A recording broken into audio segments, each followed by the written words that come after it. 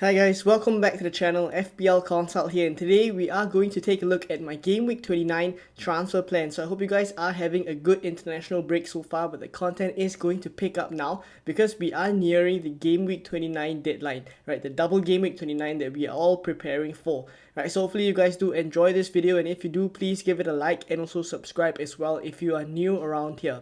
So for now, as I was recording this video, the announcements for double game week 34 just came out. So currently my transfer plans in this video will be the most updated transfer plans that I have, which include the fixtures, or I have game week 34 in mind when making these transfers that I am about to share with you guys, right? So just touching on this spreadsheet here by Ben Krellin, on top of the double game week 34 fixtures that have been announced, and that is for Brighton, Fulham, Liverpool, Man City, Manchester United and West Ham to all double in 34, right? Aside from that, there are some predictions for the later game weeks as well, game week 36 and 37, where in game week 36, it is expected that Brighton against Newcastle will shift to that week.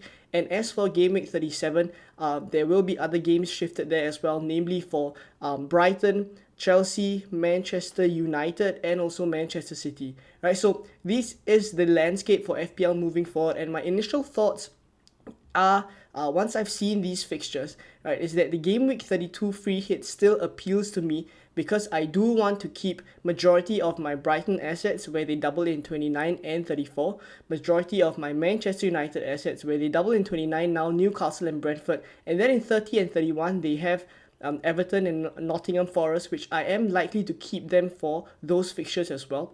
And then if I free hit in 32, right, I'll get them back in time for 33 and 34. Of course, 34 where they double against Aston Villa and Brighton. So that's a pretty good double there for them. So because of these reasons, I would want to hold on to the Brighton and Manchester United assets. And when I add players like maybe Erling Haaland, who are in my plans, right, to bring back, then if that is the case, I would find it difficult to navigate game week 32 because I don't see myself selling any of those players because I want to be well prepared for game week 34. So because of that, I am still on a free hit 32 strategy, and my transfer plans will show that, right, where I kind of ignore game week 32 where it is a blank for Brighton, Chelsea, Man City and Manchester United, and then go ahead with my transfer plans to take into account double game week 34 where I want to be well prepared for that as well. Teams that I would want to target in game week 34, of course, Brighton, which I already am tripled up on. Fulham, I think we can ignore. Man City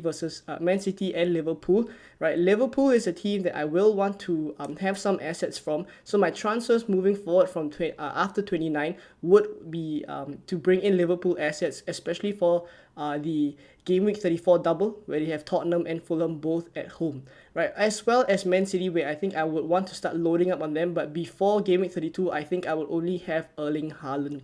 And after game week 32, I think I can start to bring in more Man City assets, right? So for now, that is the plan. Manchester United, I probably would also want to target them, but I already am going to be tripled up on them by the time that comes. You guys will see in my transfer plans. So West Ham, I think I probably would ignore based on my current transfer plans, but I don't dislike their fixtures. I think Southampton and Newcastle, they are pretty decent fixtures. But when I look at across the couple of game weeks from 29 to 34, firstly, it doesn't scream a lot of goals in most of their fixtures.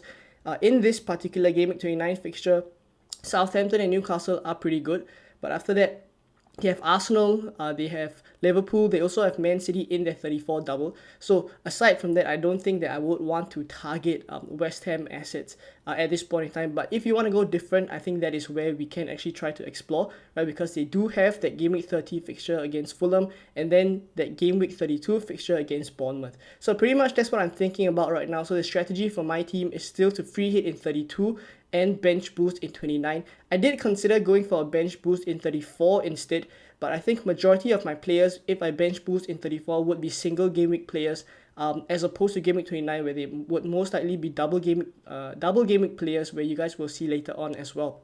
So for now, let's move on to how my team looks like before making any transfers. So this is how my team looks like in Game Week 29 without making any transfers. So basically what I've done is I've loaded all my double Game Week players into the starting 11, and I've basically put my single Game Week players on the bench. Right, Raya is the only player on the bench now with double Game Week fixtures there. Aside from that, it's Saka, Kane and Zinchenko, single Game Week players but all with decent fixtures. Right, I have 6.4 in the bank, 2 free transfers. I'm likely going to use both these transfers. Right, so let's take a look at how I'm going to use them. Right, but before we go into the tinkering, because I'm bench boosting in Game Week 29, the plan usually would be to bring in double Game Week players for single Game Week players.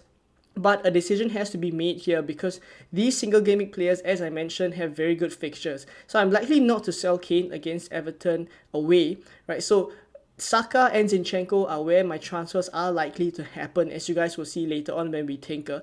But Leeds at home is such a plum fixture for Arsenal, right? So it begs the question whether I should also sell some double Game Week players and swap them around for other double Game Week players. So namely Rico Henry, who plays Brighton at home and Brighton away and Manchester United away, and then Botman as well.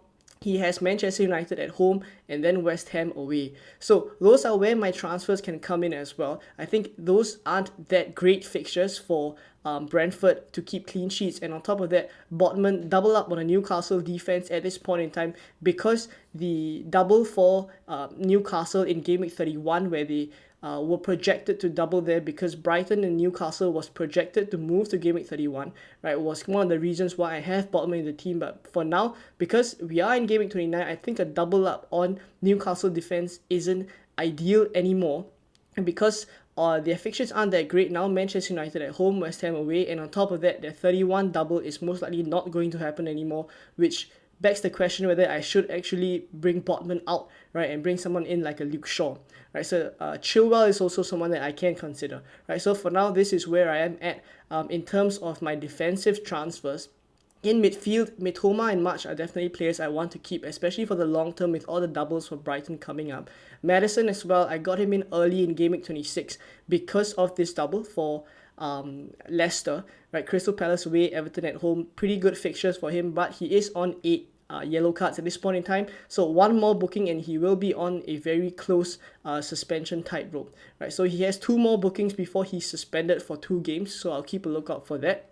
As for Rashford, he is currently yellow flagged, but I do think like he will be back in time, right? And in the event that he's not back in time, I probably will have to reshuffle my transfer plans. But for now, I am taking his fitness, right, as one that I think I can rely on when it comes to Game Week 29, where I hopefully will hear some good news that Rashford will be fit, right? So up front, there's Watkins and Tony, and then Kane, as I mentioned, who I won't sell. Right, so Watkins and Tony, they both double, but touching a little bit on Tony, he is on 9 yellow cards. So if he does get 1 more yellow card in the first game of double Game Week 29, which is Brighton away, he will miss the Manchester United away game, right? So that is also an area where I think it's possible for those of you guys who want to gamble to actually bring in someone else in his position. And I did consider a couple of moves there, but I think I have trashed some of the plans to bring Erling Haaland in for Tony, namely for now because Erling Haaland is kind of nursing a little bit of a groin issue, right? So for now, this is how I'm likely going to go into Game Week 29 without transfers made. And let's now take a look at some of the ways that I think I can improve this team to maximize double Game Week 29 where I intend to bench boost. So this is my team on the FPL.team transfer planner, and I think the most obvious moves for my team, right, are actually to do Saka to Bruno Fernandes, which is a move that I know a lot of you guys are considering, and I think I'm likely to make this transfer, but I still am a little bit on the fence about this. The one that I am more certain on is actually Zinchenko to Luke Shaw, because Luke Shaw is someone I will want for the long term, especially with that double Game Week 34 in mind, right, where I mentioned at the start of the video I will want triple United for that as well. So going for triple United here in Game Week 29 of Luke Shaw, Fernandes and Rashford would already prepare me for Game Week 34 as well. I'm already free hitting in Game Week 32 based on my current transfer plan, so I don't have to take into account the Game Week 32 where Manchester United blank. Right, so essentially in Game Week 29, if I do these 2 transfers, I can set up with a pretty strong bench. Right, let's say I set my starting 11 or my best 11 players into the into the starting 11, right, then it is likely that my bench would look something like this. So that's Raya with a double game week fixture, Botman as well, Rico Henry, and then Harry Kane, Everton away. So initially, if I had decided to bench boost in game week 27 instead, I did did some calculations there, and I would have scored actually 18 points on the bench boost in game week 27, right? Only 18. I know a couple of you guys went for Gabriel, who's got 14 points there in game week 27. And that contributed to pretty high scores on the bench for some of you guys. But I went for Zinchenko instead, as you guys saw earlier. Right, so I just have to beat 18 points in Game Week 29 to make the double Game Week 29 bench boost a little bit more, pay off a little bit more as compared to Game Week 27. So for now, Raya, Botman, Kane, and Henry is how my bench is likely to look to look for double game week 29 when I bench boost. But there are a couple of moves that I want to touch on that I kind of trashed or aren't considering anymore. Right, so the first one is to actually do Raya to Everson, and that's because Everson has suddenly come in. Right, Ward has been benched all of a sudden, right, by Brendan Rodgers, and Crystal Palace away and Everton and Aston Villa at home for Leicester is pretty decent. They could keep some clean sheets there, but I think that is a pretty low ceiling move, and that's why I've kind of trashed it as well. So I'll be keeping Raya. And then I've also considered Tony to Haaland, as I mentioned just now, but now that Haaland is nursing a little bit of a groin injury, where he may or may not be back in time for game week 29, and because of that, I think I will gamble on keeping Tony and just take a chance that he won't get a yellow card in game week in the first fixture of game week 29, and then he can play against Manchester United away as well. Right, so there are a couple of other moves that I could have made aside from Saka to Fernandes and Zinchenko to Luke Shaw, and that is actually keeping Zinchenko and then selling Rico Henry so that I don't have to double up on the Brentford defense, because they play Brighton away and Manchester United away. Those aren't actually fixtures that I think they will keep a lot of they will get a lot of points, because I don't think clean sheets are very straightforward for Brentford there as well. So I did consider that, but I think on the whole, Leeds have been pretty good attackingly. So I do actually expect them to get a couple of returns, get at least one goal against Arsenal. And because of that, I think selling that single gaming player in Zinchenko for Luke Shaw, who doubles, and keeping Rico Henry instead, and taking a chance that he can get maybe an assist here and there. He has been pretty attacking, right? So taking a chance on that with two fixtures for him, I think that is where I'm likely to go, where I keep Rico Henry, sell Zinchenko, and then get Luke Shaw instead, right? So there is one other move that I did consider, and that is to bring Chilwell in. That would be for a -4. But the problem with bringing Chilwell in, right, is that I wouldn't have enough funds in game week 30 to bring Erling Haaland in. So now I've moved on to game week 30. Let's say I do the planned transfer of Tony to Haaland. I only have 0.8 in the bank, as you guys can see, right, to upgrade any of the players that I want now in game week 29 for Ben Chilwell. Right, so 0.8 is actually not enough to upgrade either of Rico Henry or Botman. Botman is at 4.5. Rico Henry is also at 4.6 at this point, right? But 0.8 in the bank isn't enough now in game week 29 to bring Ben Chilwell in, who is at 6 mil, right? So I've kind of given up on trying to get Ben Chilwell, and I think a couple of you guys will have Ben Chilwell in your teams already because of his Everton fixture in game week 28 that you guys went for. But I think moving forward, they blank in game week 32.